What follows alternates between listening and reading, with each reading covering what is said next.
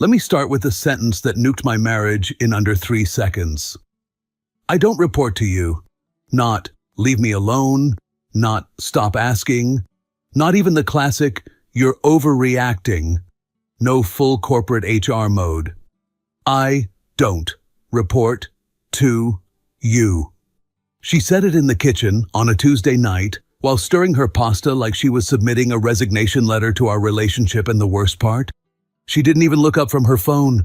Just dropped the line the way people drop gum wrappers.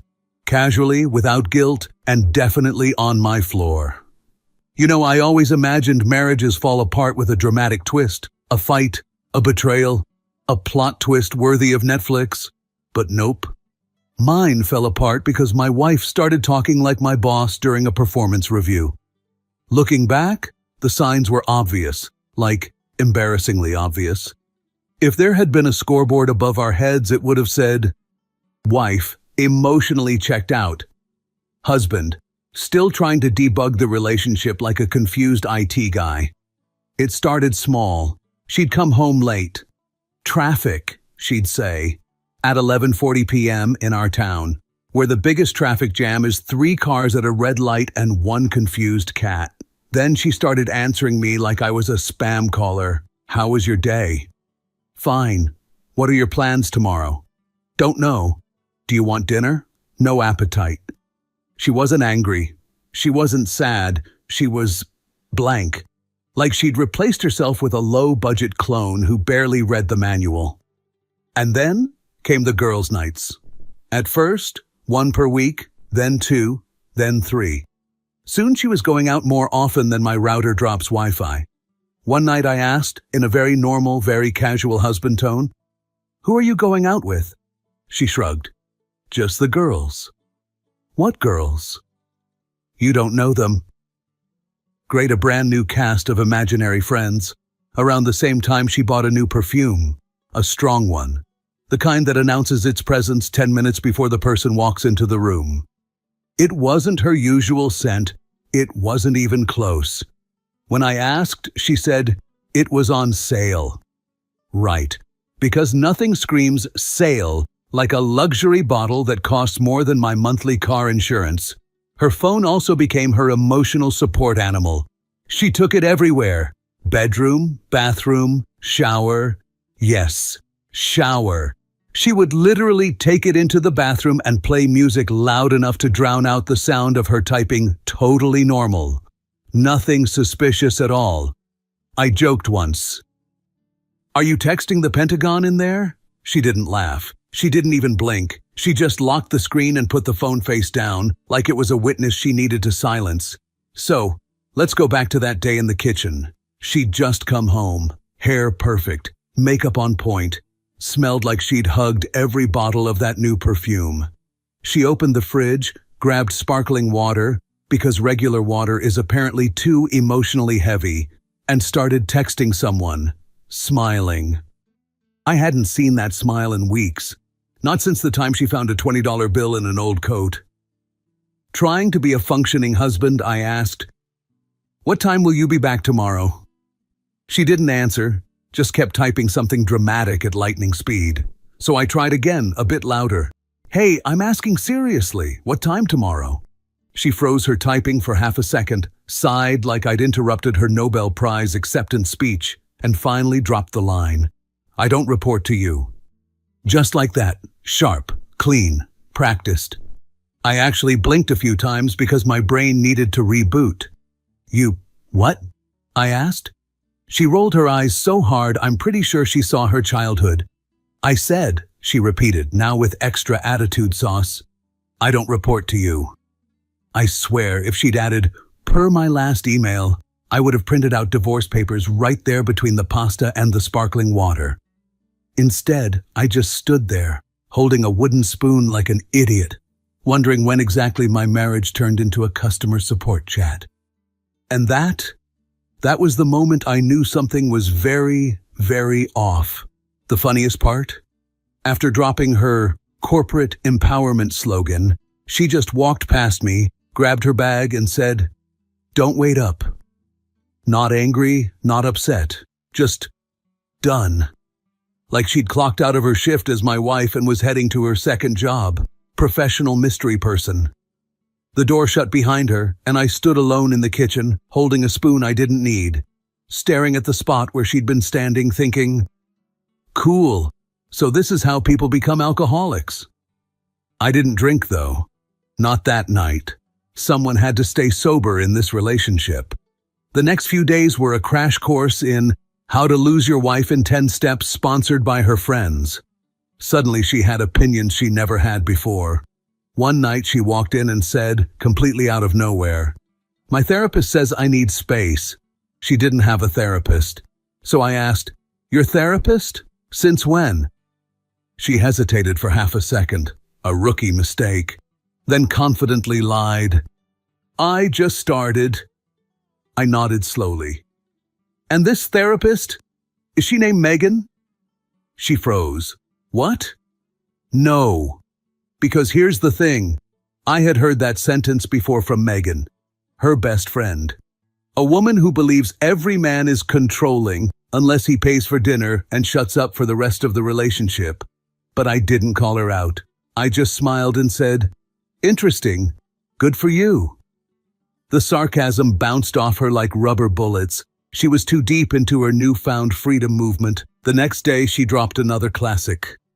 "I need you to stop checking on me." I was literally asking if she wanted me to pick up milk. "Checking on you?" I repeated. "I'm trying to make sure you have breakfast." "Well, stop," she snapped. "It's suffocating." "If asking about milk is suffocating," I said, "maybe you need a paper bag, not space." She gave me a full death stare and left the room like a movie villain, hair flipping dramatically behind her. That Friday she went out again. Another girls' night. At this point, girls' night was so frequent it needed a loyalty card. She was getting ready in the bedroom, doing full glam, hair curled, eyeliner sharp enough to cut glass, perfume sprayed like she was disinfecting the entire continent. I stood in the doorway and asked, "So, another girls' night?" She didn't answer. She was too busy practicing her bored expression in the mirror. When she finally turned around, she said, "Why do you say it like that?" "Like what?" "Like you don't believe me." I shrugged. "You've gone out 4 times this week." "It's not 4, she snapped. "It is," I said. "I checked the calendar." She narrowed her eyes. "You're counting?" "No," I said. "Math is just happening to me. I can't control it." She grabbed her purse and stormed out with a final, "You need therapy," which, ironically, is exactly what someone says when they're doing something they shouldn't. She came home at 00:50. I know, because I heard the door and checked out of pure instinct. She tiptoed like she thought I was asleep. Spoiler, I wasn't. She smelled like wine, but her eyes were crystal clear when she passed by the bedroom light. "A paradox, a scientific mystery. We should have called NASA." I said quietly, "Everything okay?" She froze, annoyed I wasn't unconscious. "I'm fine. You look sober." "That's a weird thing to say." "Well," I said, "you said you were going for drinks." She hesitated again, the same half-second delay. Then she rolled her eyes. "We didn't drink much tonight." "Right," I said. "You smell like you bathed in Cabernet but see straighter than Google Maps." She didn't even reply. She just turned off the light and said, "Good night." But it wasn't a good night. It was the night I started paying attention. You know those crime documentaries where they show a husband connecting red strings on a wall? Yeah, that was me internally. No strings yet, but the pins were showing up. Next morning she woke up cheerful, suspiciously cheerful. She made coffee, she hummed. She complimented the dog, she even smiled at me. This woman hadn't smiled at me since the cat video era. So naturally I asked, "Why are you in such a good mood?" She froze mid-hum. "I'm not allowed to be happy?" "I didn't say that," I said, sipping my coffee. "I just asked why." She took her mug and walked away without answering. 2 hours later, she sent me a text from the living room. Yes, from the same house. "I'm going out tonight." I wrote back, "With who?" Long pause. Then, Don't start. And right there, my internal red string wall got its first string. By this point, she was going out more often than I was breathing. Every week looked like this.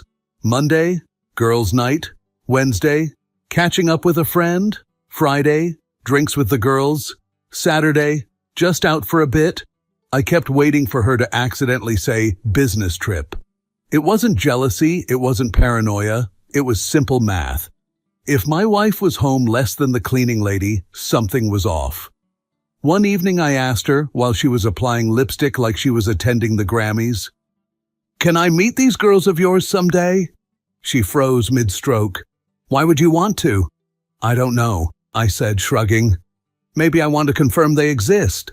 She whipped around like I'd insulted her ancestors. "You're ridiculous." "Maybe," I said, "but I'd still like to know who you're with 3 nights a week." She grabbed her purse, already annoyed. Annoyed was her default setting at this point. "My friends think you're controlling," she said sharply. "Oh, your friends?" I asked. "The ones I've never seen? Those friends?" She scowled and shot back. "They say you're too anxious." I laughed. Actually laughed. An honest, confused laugh. "You're telling me people I've never met have psychological evaluations of me?" "Yes," she said, crossing her arms like a teenager. "They say you need to relax." "Oh, great," I said. "Tell them thanks. Should I also send them my blood tests?" She rolled her eyes so hard she saw the inside of her skull. This, friends say, routine became her favorite weapon. Friends say I deserve more freedom. Friends say I should put myself first. Friends say you and I are too different. At one point, I genuinely wondered if she joined some sort of motivational cult, but I stayed calm, because staying calm really annoyed her, and honestly, that was becoming my hobby.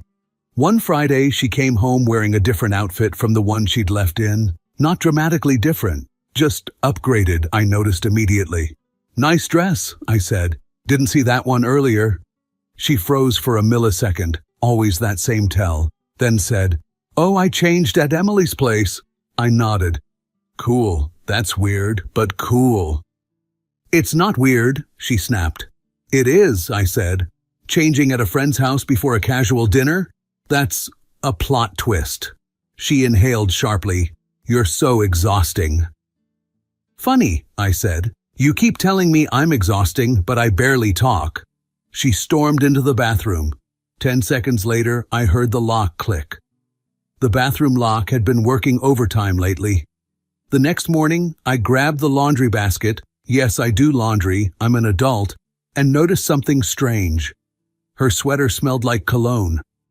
Not her perfume, not mine, someone else's. A very distinct, very male cologne. I held the sweater in my hands and thought, well, that's unfortunate. When she walked by the hallway, I casually asked, "Hey, whose cologne is on your sweater?" She didn't even look surprised. Not shocked, not offended, just irritated. It must have been someone at the bar. I raised an eyebrow. "So someone hugged you?" "No," she snapped. "Why do you assume that?" "Well," I said, "clothes don't absorb scents through telepathy." She scoffed. "You're paranoid." "You keep calling me things," I said, "but you never actually answer the question." She opened her mouth, probably to throw another buzzword from her friends, but then gave up and walked away. Her phone buzzed 3 times. She snatched it off the table like a bomb was about to go off. I joked, "Secret mission?" She didn't even blink. "None of your business," she said. That sentence was the new sequel to "I don't report to you." Later that night, I heard her whispering in the hallway, not talking, whispering, soft voice, low tone, walking back and forth. I got up, opened the door, and asked, "Everything okay?" She jumped like I caught her stealing kidneys. "Can you not sneak up on me?" "I just opened the door," I said. She shoved her phone into her pocket and said, "I'm talking to Megan, she's upset." "Ah, yes," I said, "the licensed therapist who communicates only after midnight." She glared. "You're not funny." I'm hilarious, I corrected her. You just lost the subscription. She stormed off again. At this point, I was considering installing a tiny revolving door for her dramatic exits. Later, when she fell asleep, her phone lit up on the nightstand. I didn't look, I didn't touch it. But I did notice something. She had turned off all pop-up notifications. Nothing appeared on the lock screen, just a blank, innocent silence. Phones become that quiet only when people have things to hide. And right then, right in that quiet, in that dim bedroom, I realized something. For the first time in months, I wasn't hurt. I wasn't confused. I wasn't even angry. I was curious. Curiosity is dangerous. Curiosity builds patterns. Curiosity starts investigations. And I had just become very, very curious. A week later came the Thursday that changed everything. It started innocently enough. She texted me at 6:17 p.m. Going out with the girls tonight? Don't wait up. I replied, which girls? She left me on read like I was an outdated software update. An hour later, I was scrolling through my phone on the couch when I saw something that made me sit up like I'd been tasered. Her friend Emily posted a story. She was one of the few friends of my wife I actually knew, and by coincidence, she was supposed to be one of the girls my wife went out with today. It was on the video. Popcorn, soda, the whole squad, laughing loudly into the camera. But one familiar face was missing. My wife. I watched the story twice to be sure, then a third time in case she was hiding behind a popcorn bucket. Nothing. I even paused on the group photo like an investigator trying to zoom into the background to catch a blurry silhouette of her. Still nothing. So I messaged Emily. Hey, is Anna with you? She didn't respond, which was weird because Emily usually texts so fast you'd think she gets paid per message. 10 minutes later, I messaged again. Just checking. She said she was with you guys. Still nothing. That silence said more than any reply could. I sat back on the couch and exhaled slowly. All right. Fine. Cool. If she was lying, I wanted to know how badly she was lying. I opened the bank app. Yeah, I know. Not the most glamorous detective tool, but very effective. And there it was. A charge, a pretty large one. At a fancy rooftop lounge across town, the kind of place where cocktails cost more than my haircut, and I don't even get cheap haircuts. Timestamp 7:52 p.m., right around when the movie started. Great. I checked the recent Uber trips. My wife had taken one at 7:23 p.m. to an address I'd never seen before. Not Emily's place, not any friend, just a location. The kind of location that makes your stomach quietly drop into your socks. I called her, no answer. Called again, straight to voicemail, which was extra interesting because when Emily called her, she always answered by the second ring. God forbid she disappoint the advisory board of her new life. So I did something I hadn't done before. I put on my shoes, grabbed my keys, and left the house. No yelling, no accusations, no drama, just quiet, comfortable certainty. The lounge was in the kind of district where every guy wears the same haircut, the same tight shirt, and the same overconfident expression. I didn't fit in. I wasn't even close, which honestly was a relief. Being the different one is easier when your dignity is still attached. I parked a block away and walked toward the entrance, pretending to check my phone so I wouldn't look suspicious. My heart was beating fast, but my head was calm. Too calm. It felt like the moment before a dentist says, you might feel some pressure. Music thumped through the walls. People laughed on the sidewalk. Couples posed for selfies. And I stood there, feeling like the one person who accidentally walked into the wrong movie. Then it happened. The door opened. Two people walked out. A man first, tall, dressed nicely, with that annoying confidence guys get when life has never slapped them properly, and right behind him, my wife, smiling. Not the tired, forced smile she gave me when I asked if she wanted dinner. No. She was glowing, laughing. She touched his arm as they walked, casually, naturally. Like this wasn't the first time. She held her phone slightly turned away, screen inward, as if even her wallpaper might betray her. I stepped back behind a parked car, not hiding, just staying out of the show. She said something I couldn't hear. He laughed and leaned closer. She tilted her head in that way she used to tilt it with me, before I became her personal IT support hotline. I took out my phone, hand steady. Emotions fully shut down. One photo, then another, then a short video, because screenshots can be argued with. But videos don't lie unless you're a politician, and the whole time I felt nothing. No anger, no heartbreak. Just a cold, clean clarity. She wasn't mine anymore. Hasn't been for a while. I didn't walk up. Didn't say a word. Didn't give her the satisfaction of a scene. I simply watched her walk away with him. Both laughing, both free of guilt, both confident that I was at home, clueless. Then I turned around and went back to my car. The drive home was silent, comfortably silent. And somewhere between one red light and the next, I had a simple thought. Now I know. Not suspicion, not paranoia, not doubt. Knowledge, real, undeniable, perfectly captured knowledge. And once a man knows, he stops guessing. He starts preparing. When I got home that night, she still wasn't back. No surprise. She was probably with the girls, bravely supporting the local nightlife economy. I took a shower, sat on the couch, and scrolled through the photos I took.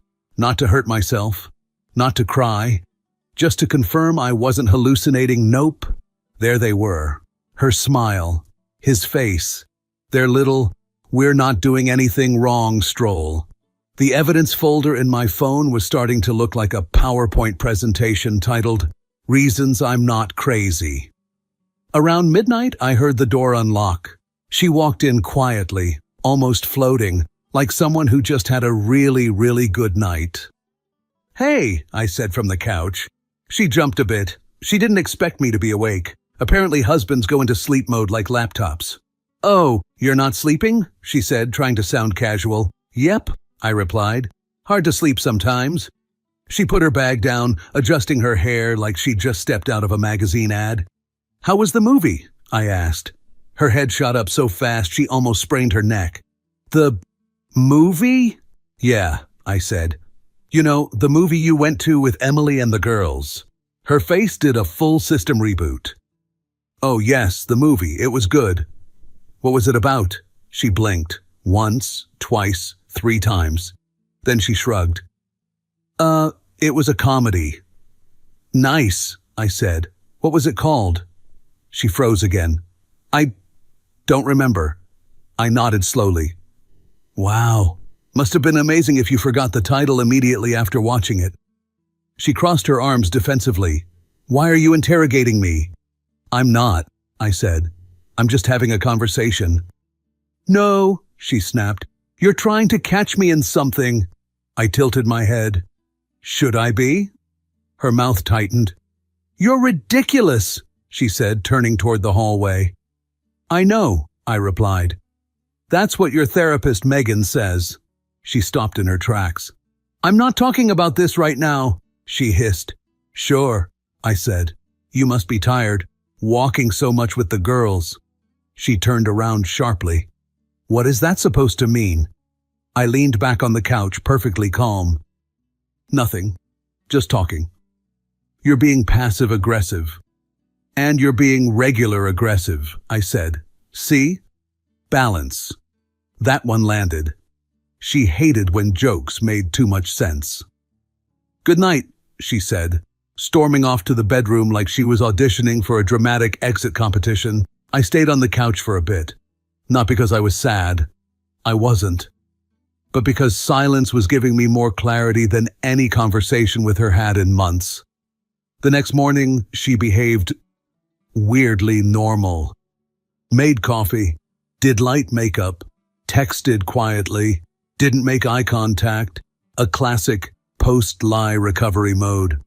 While she was putting on her shoes before leaving for brunch, I said, "Oh, by the way." She paused without turning around.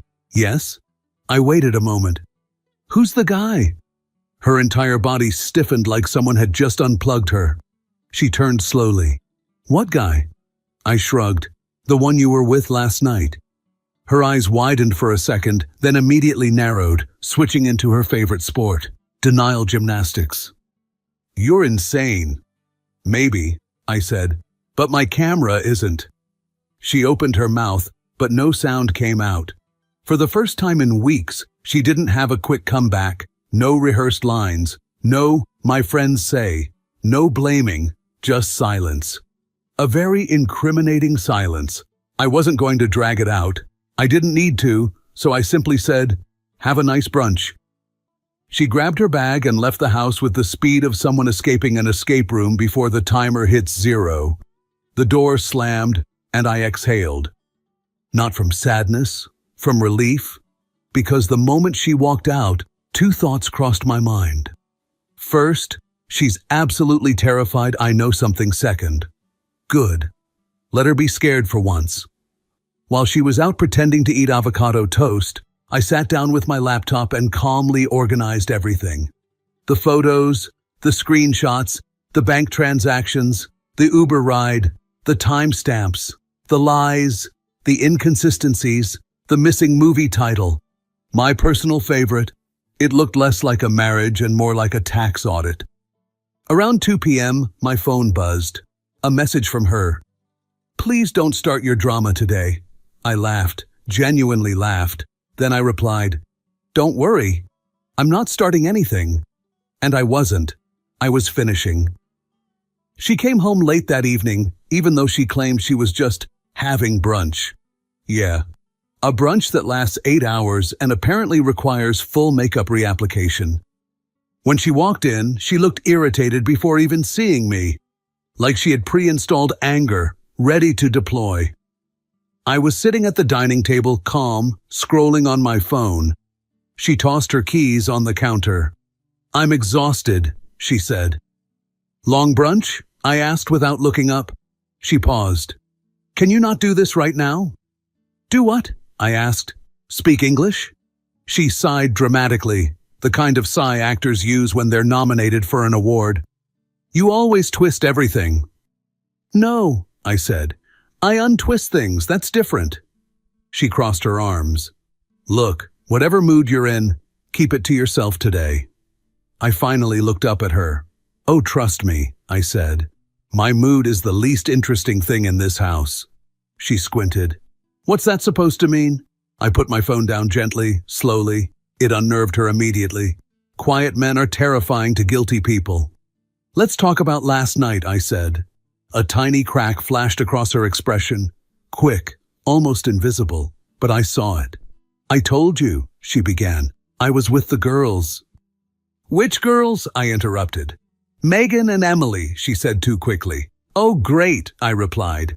Then you must have been invisible in Emily's story. She froze. What story? You know, I said, tapping my phone. The one where everyone was at the movies. Except you. I wasn't in the picture, she stuttered. Or the video, I added. Or the 3 boomerangs. Or the selfie in the bathroom mirror. Strange how you managed to avoid every camera in a 90-minute span. Her jaw tightened. Maybe I just didn't want to be on camera. That's funny, I said. You usually jump into photos like it's your part-time job. She folded her arms again. I don't have to explain myself? I nodded. Right. Because you don't report to me. She blinked. That's not what I meant when I said that. Actually, I cut her off. I think it's exactly what you meant. She took a breath, preparing to launch into her usual offense. Blame me until I apologize. She didn't get the chance. I pulled out my phone, opened the gallery, and slid it across the table. She looked down. Her face went pale. There she was, walking out of the lounge with that guy, smiling like she'd rediscovered happiness in human form. She stared at the phone as if it was a live grenade. She whispered. Go on, I said. I love creative explanations. That's not what it looks like. Oh, I said, nodding. So you were helping him cross the street? Teaching him how to walk a woman out of a building? Practicing acting roles? She swallowed. He's just a friend. Perfect, I said, and I'm the Queen of England. I'm serious, she protested. So am I said. That's why I took photos. Friends don't look at each other like that, and they definitely don't lie about going to the movies. She grabbed the phone. Why were you spying on me? There it is, I said. The classic line, I catch you lying, and somehow I'm the criminal. You followed me, she said, pointing a shaky finger at me. Incorrect, I said calmly. I followed your lies. Her mouth opened and closed like she was buffering. You're overreacting, she finally said. I laughed. Actually laughed. It startled her. You think this is me overreacting? I've been underreacting for months. She shook her head. I just needed attention, okay? You've been distant. I've been distant? I raised an eyebrow. You've been out more than you've been home. That's because I felt lonely. And instead of telling me, I said, you told another guy at a rooftop lounge? That's not fair, she snapped. What is fair, I replied, is reality. I leaned in slightly. How long? She looked away. How long? Her voice cracked. A few months. I nodded slowly. Okay. That one word scared her more than anything else I had said that night. What do you mean, okay? She asked nervously. I mean, okay, I said. Now I know. She stared at me as if waiting for yelling, for crying, for bargaining. Something, but I was done with emotions weeks ago. I stood up.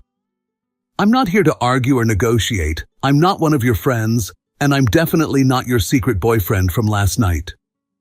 Where are you going? She asked. To bed, I said. Feel free to sleep wherever you want. Maybe the movies? Her face twisted in anger. You're unbelievable. And you, I said, grabbing my phone, are out of excuses. I walked toward the bedroom. She said quietly behind me, Oh my God, are you going to leave me? I stopped, turned, and said, No, you left first. And then I closed the door. She didn't sleep in the bedroom that night. I didn't kick her out. She just didn't come in. Maybe she thought walking in would make the situation real. Maybe she was scared I'd still be awake. Maybe she didn't want to face me without an audience to support her. Either way, she spent the night on the couch. Around 6 a.m, I woke up, made coffee, and walked into the living room. She sat there with a blanket over her shoulders, staring at her phone like it was a horoscope that could save her marriage. Her eyes were red, not from crying, just from not sleeping. People don't cry when they're guilty, they panic. She looked up. We need to talk, she said. Absolutely, I replied. But let's make it productive. She pulled the blanket tighter. I don't want to lose you, she said quietly. Funny, I said, sipping my coffee. Because you didn't seem to mind losing me every night for the past 3 months. That's not fair. You love that phrase, I said. It's your favorite wallpaper. She exhaled shakily. I'm messed up, okay? I made mistakes. That's one way to put it. I didn't mean to hurt you. That's a lie, I said. You just hoped I wouldn't find out. Her lips trembled, finally a crack. I can fix this. No, I said. You can't. She blinked fast. Why not? Because it's over, I said. That stunned her. But we can go to therapy. With who? I asked. Your imaginary therapist, Megan? She looked down, embarrassed. Please, she whispered. I love you. You don't love me, I said.